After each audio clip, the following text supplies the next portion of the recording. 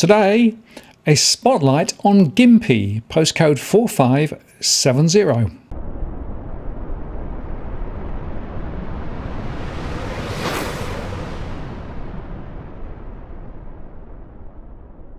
Hello again, it's Martin North from Digital Finance Analytics. Welcome to these posts covering finance and property news with a distinctively Australian flavour.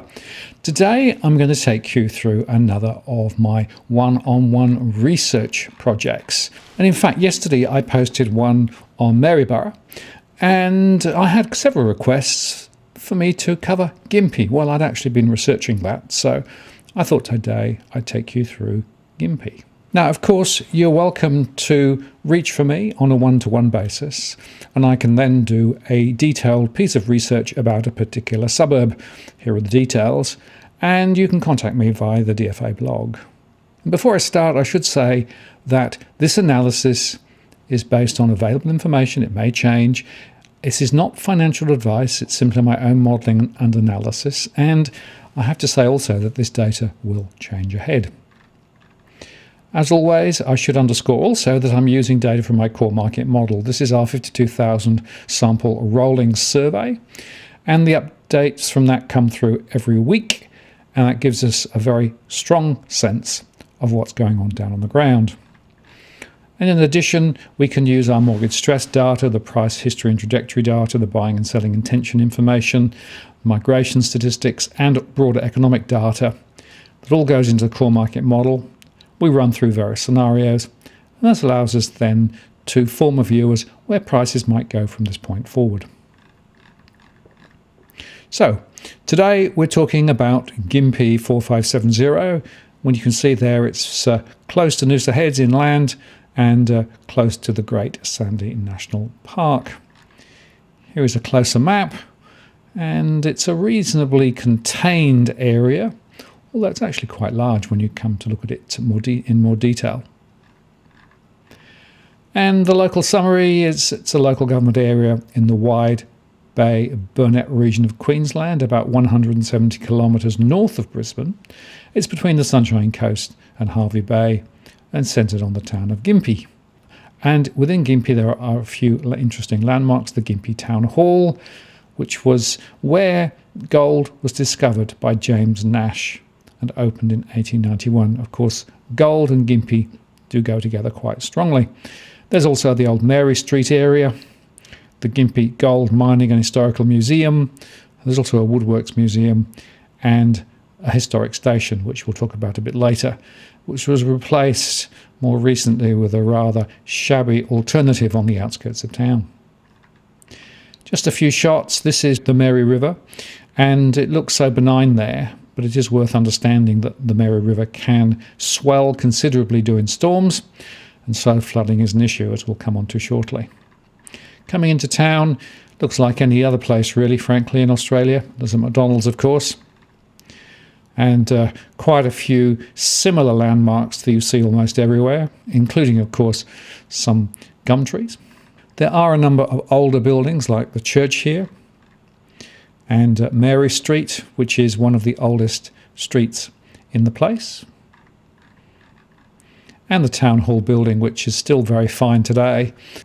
This is the old station, and is actually quite a nice old building. It was, of course, replaced by Gympie North, which was opened on the 4th of February 1989 as a replacement for Gympie Station when they bypassed the latter with a new 8-kilometre alignment that was built as part of the electrification of the North Coast Line. The new station is a single line, although there are a couple of loops. And, well, I suppose it does the job, but architecturally speaking, nowhere near as nice as the old one. Coming into town, you've got all the normal amenities, the Coles and Target and things like that, of course. Pretty much you could be anywhere in the country. And coming away from the centre of town, you've got some wide streets, some older properties, a lot of them weatherboard, and of different character, quite a few on large lots. Some more modern properties that were built on the estates on the edge of town, including a number which are multi-occupancy on a single plot. And now a lot of new development, which is continuing today. So there are a lot of land and home packages available, all on the outskirts of town. Now we need to come to the flooding. There are a series of flooding events thanks to the Mary River, right the way back from 1870 up till 2013 and beyond. The highest ever flood was at 25.45 metres in 1893, and the river peaked in 1999 at 21.9 metres. So this is an area where the river does come a long way.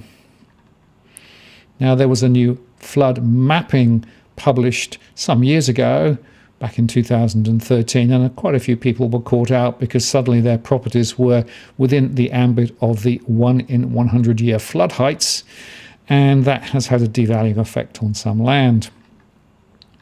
Now, when you actually try to see where the flooding is, this is actually a composite map that I generated from the individual council maps showing the 100 flood level. You can see that they've tried to, as far as possible, avoid some of the really low-lying land, although some of the more recent developments do seem to be within the flooding area. So if you're thinking of buying in this particular part of the country, it's worth checking the flooding. Quite a lot of Gympie is up higher, which means it's better protected, but down close to the river and on the floodplain, there are very high risks. In terms of the zoning, you can get some information about what's planned from a planning perspective. Drilling into Gympie itself, you can see that a lot of the development here is south of the centre of town and also to the north. And from the crime statistics perspective, nothing to write home about, but there is some criminal activity in the area according to the Queensland Police. So let's look at the properties which are for sale. Currently, there are 68 properties for sale in Gympie. And here are just a few examples. A lot of home and land packages, and they're all priced, $450 to $500. Goes on a bit actually, quite a few different ones in and around those new development sites. There are also some older properties and also lots of land for sale. Some of them have large plots, some of them are smaller units. And interestingly, there is more and more unitised development now appearing within the zoning.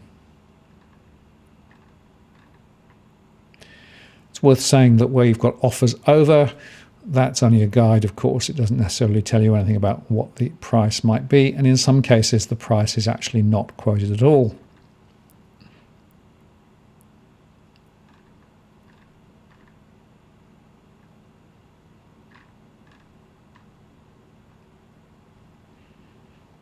And more home and land packages. So one of the observations immediately is that there is a contention between new properties being built versus existing properties. Typically new properties, when they're sold, will be sold higher than existing properties simply because they're new, but then you have the effect of driving away from a garage with a new car and you immediately lose 10% or whatever it is.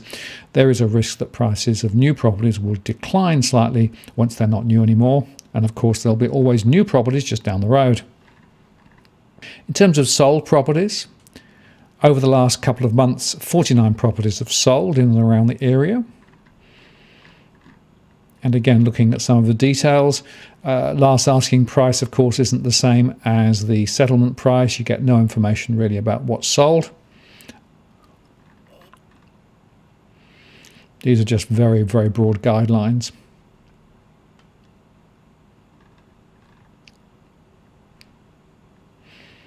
But what is clear is that some of the apartments there are quite expensive, I would say out of character with most of the rest of the location.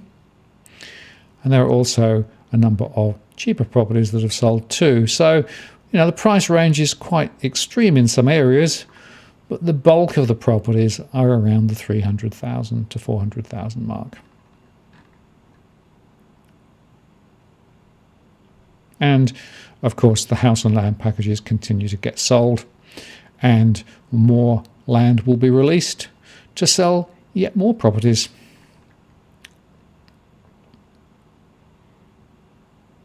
It's also one underscoring those home and land packages.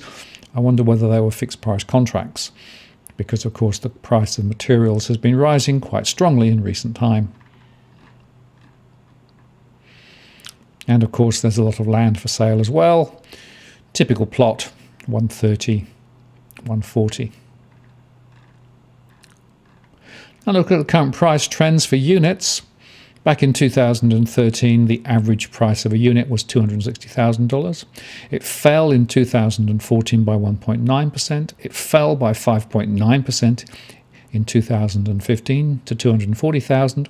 It fell again in 2016 to $225,000.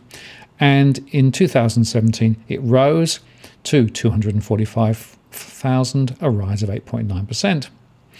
It then fell in 2018 down to $240,000. It rose in 2019 up 10.4% to $265,000. In 2020 there was no real change, and in 2021 year to date it's up 3.8%.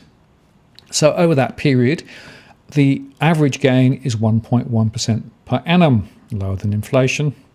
After inflation, therefore, the true return is actually slightly negative. If I then turn to houses, houses were around 230,000 back in 2013.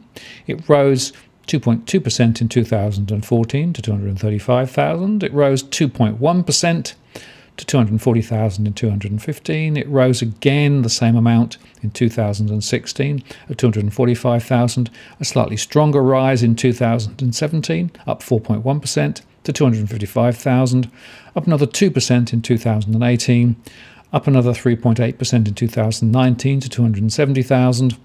In 2020, it rose 9.3% to 295,000. And so far, it's risen 3.4% in 2021 to an average of 305,000. Now that's the median. Of course, there are some variations at individual properties. And in terms of average gains, that's 3.6% over the period on average per annum. And after inflation, a rise of 1.7% per annum, so slightly above inflation. Now, if we then turn to look at the overall postcode, there are around 923 current listings, with 275 added in the past month, and there are more coming on stream. In May 2019, listings were higher at 1,210, and almost all of them are houses, just a few units. And in fact, the proportion of units to houses is increasing just slightly. The vacancy rate for rental at the moment is around 0.4%, compared with 1.4% in mid-May 2019. That means there are around 20 vacancies currently, compared with 72 in 2019. If I look at the houses in particular, the gross yields from rental perspectives are around 4.3%. That's a fall from 4.7% last year.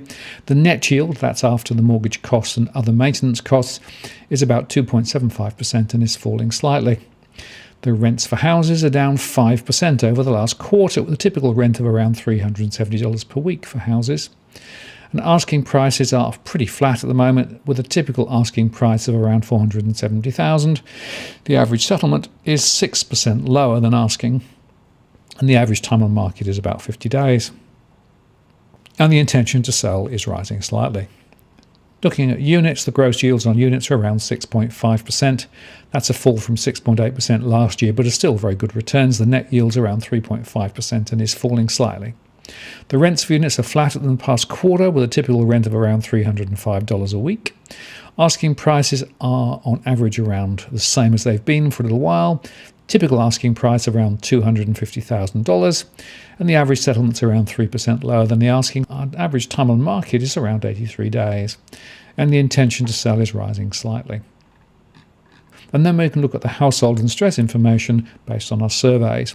There are around 18,770 households in the area, of which 6,700 are borrowing, 7,500 are renting, and there are around 5,600 properties for rent and 8,000 landlords in the area. And overall financial stress is 33%, which is medium-high, not dramatically so, but higher than some areas of Queensland that we looked at recently. Within that, mortgage stress is at 24%, which is lower than the national average of 41%, 1,633 households in stress. That's a cash flow measure, money in, money out. And the risk of default is at 4%, which translates to around 236 over the next year. Rental stress is at 34%, with 2,546 households having difficulty meeting their rental repayments. That 34% is a bit lower than the national average. And property investors, there are around 31% who are struggling with their property investment at the moment, and there are around 2,087 investors who are stressed. In other words, they don't have enough money coming in from the rentals to cover the costs of the investment. And there are also nearly 400 in severe stress, meaning they're having difficulty in selling their property or even letting their property. And here is a little bit of trend information just showing that stress has come down a little bit over the last few months as the lockdowns have been released and as the economy is coming back to life. Of course, JobKeeper and JobSeeker is now removed. And finally, then we look at our scenarios. So we run three. Our best case scenario assumes that the virus gets under control and the vaccines gets rolled out and we open the borders the middle of next year. The longer term crunch is that the virus continues with us longer and therefore the economy continues to grind for longer.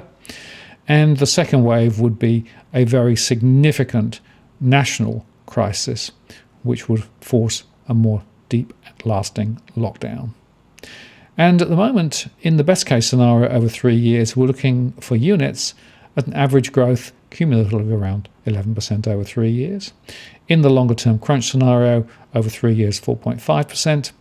Or if there is a really severe second wave, there could be a small fall over 3 years.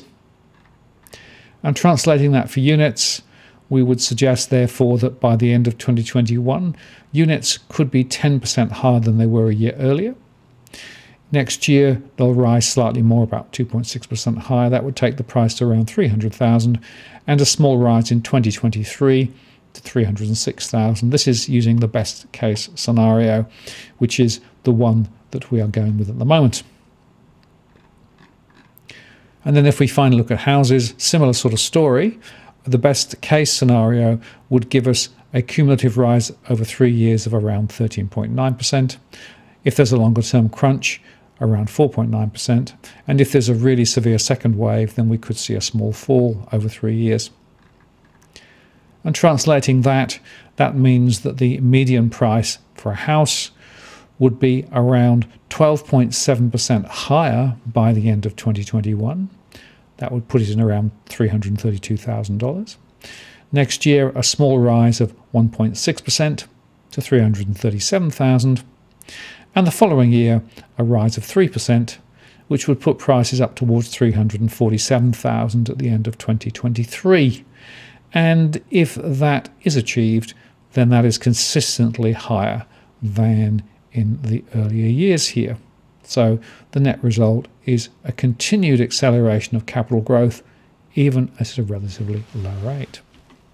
So to summarise then, this is an interesting postcode insofar that there are some questions about flooding and the impacts of flooding. And of course, you may not be directly impacted with your property flooded, but it could actually disrupt the local lifestyle or indeed power and those sorts of things in the area. So that's worth considering. Nevertheless, relative to other parts of the country, these prices are quite benign.